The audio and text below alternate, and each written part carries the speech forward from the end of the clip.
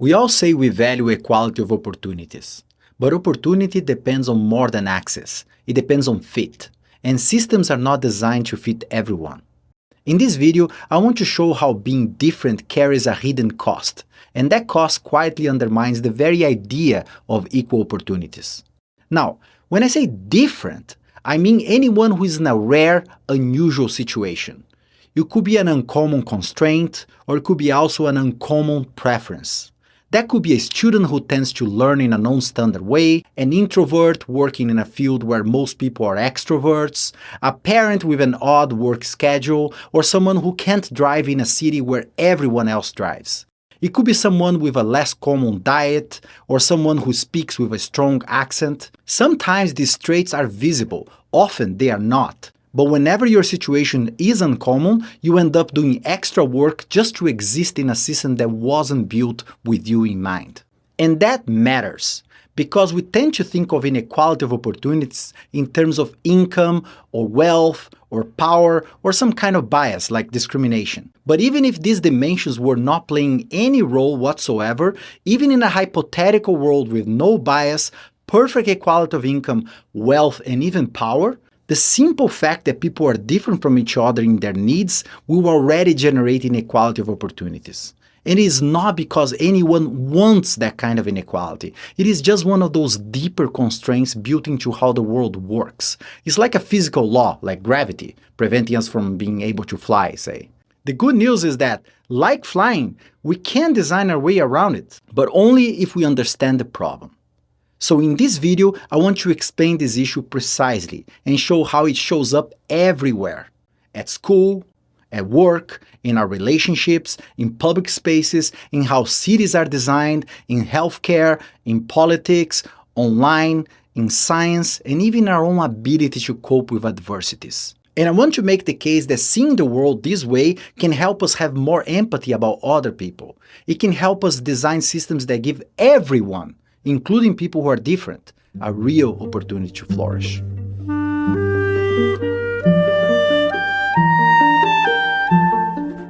Okay, let's start by explaining the key idea, which is how people in uncommon situations tend to face issues that most of us don't even notice.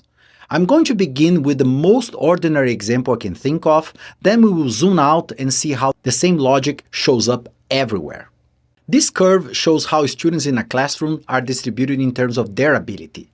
Over here, in the far left, we have students who learn slower. They need a slower pace. They benefit from repetition, more time, and a step-by-step explanation. On the far right, we have students who learn faster. They pick things up fast and want to learn the next thing. They don't want to wait for everybody else to catch up with them. Now note the height of the distribution, which tells us how common each type of student is.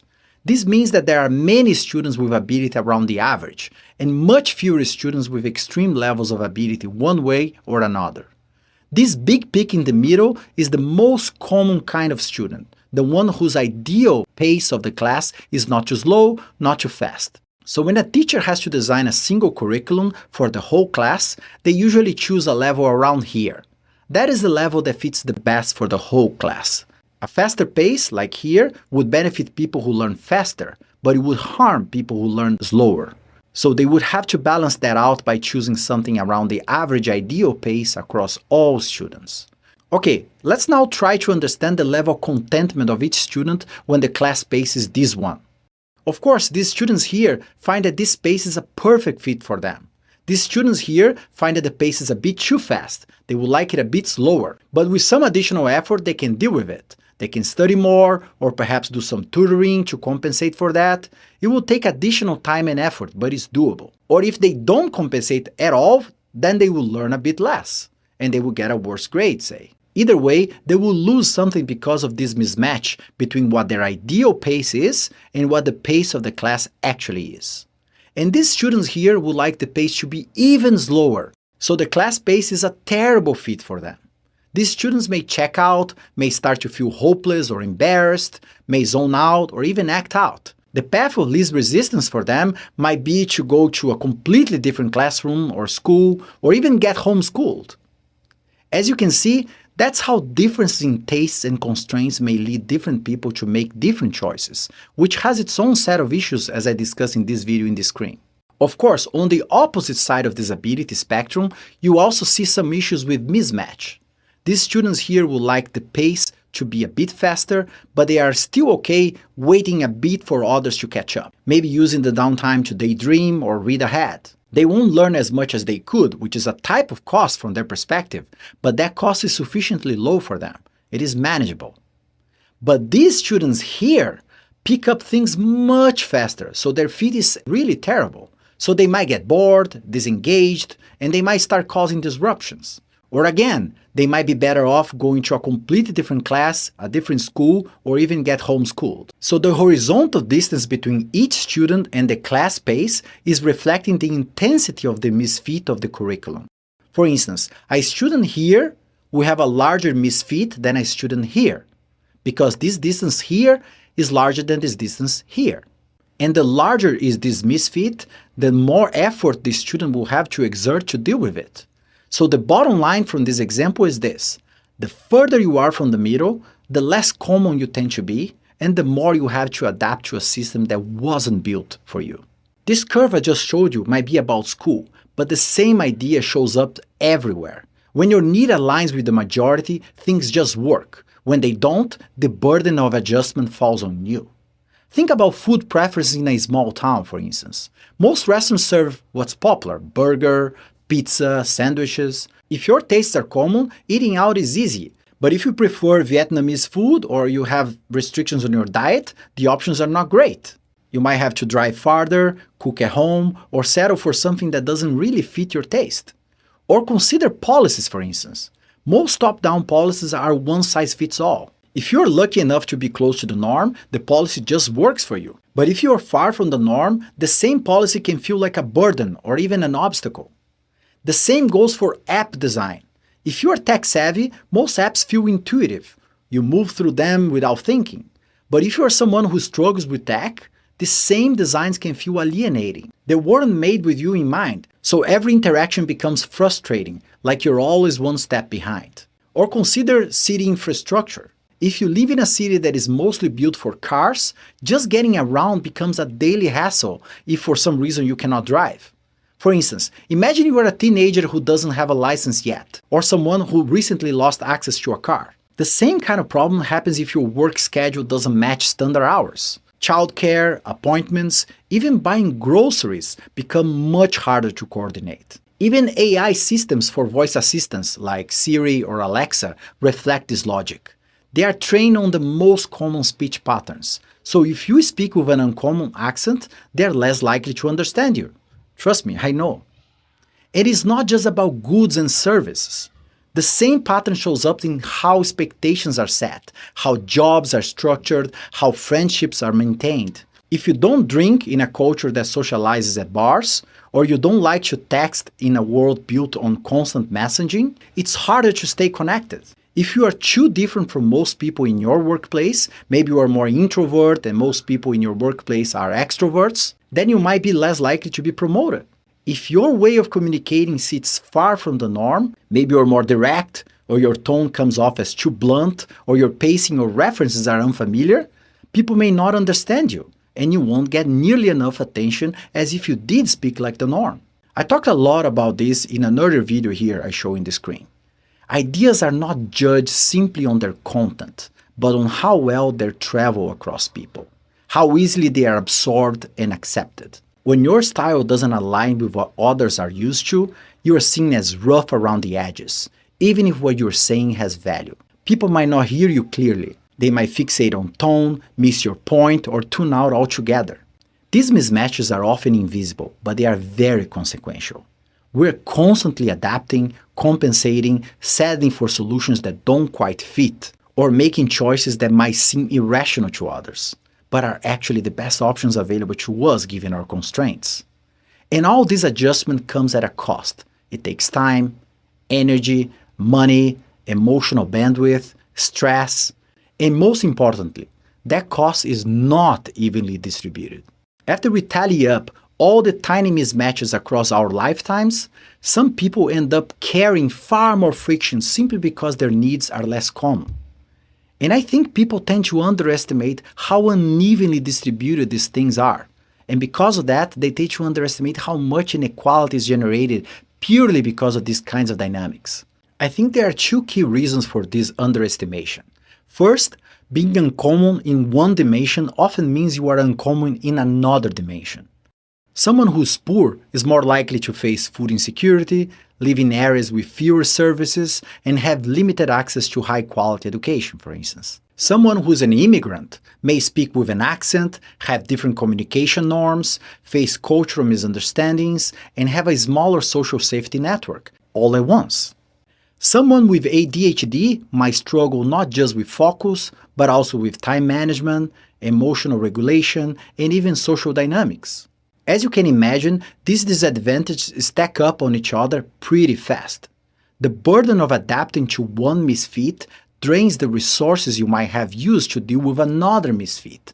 Time, energy, and attention are limited, so if you are already spending these resources trying to make one part of your life work, it becomes harder to navigate all the rest. And second, the fact is that the less common is your situation, the less resources you will find to help you out.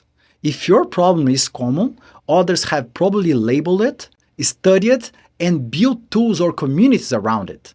But if your situation is rare, there is often no language for it, no obvious next step, no support group, no institutional fix. So the more unusual your needs are, the harder it is to address them. In this video here that appears in the screen, I discuss how even science does not tackle all problems that we have. It tends to tackle only the problems that scale enough across people. And this means that people who have uncommon experiences are not helped by science as much as those who have more common experiences. That gap can make it much harder to understand yourself, let alone grow. So going back to the curve, the marginal cost, the incremental cost of adjusting from here is higher than the marginal cost from here. This is why being uncommon can quietly stack up disadvantage. It is not just one thing, it is the way everything starts to lean a little harder against you all at once. Just to clarify, my goal here is not to justify a sense of victimhood or suggest that being different is inherently a disadvantage. In fact, being different might also have some advantages. All else constant, your ideas might be less redundant, newer, and more valuable. But the point I'm trying to make here is that the cost of navigating a world not built for you, whether emotional, logistical, or social, is a real cost, and it accumulates, making it very unequal across people in ways that it's difficult to appreciate. Now, why that happens? Why even in a world with no bias, no inequality of income, wealth, and even power, just the fact that people are different from each other in terms of their needs should already generate so much inequality of opportunities? The key reason is that our system simply cannot accommodate every need. Most solutions have fixed costs, so we need enough scale, enough people who need the same thing in order to be valuable enough to build that solution. It takes resources to train a voice assistant, to understand new speech patterns, or to create and even implement a curriculum tailored to a specific learning pace. From the perspective of most people who supply these services, it is simply not worth it to offer childcare outside standard hours, or to build transit routes for people with irregular commutes, or to keep specialty food options available in a small town. Even social expectations carry a kind of design fixed cost. Workplaces streamline communication around styles of conversation that are more common. Friendships are often built around shared habits like texting or drinking. Everything, not only goods and services, but also social norms, tend to evolve and converge around where the needs are most concentrated.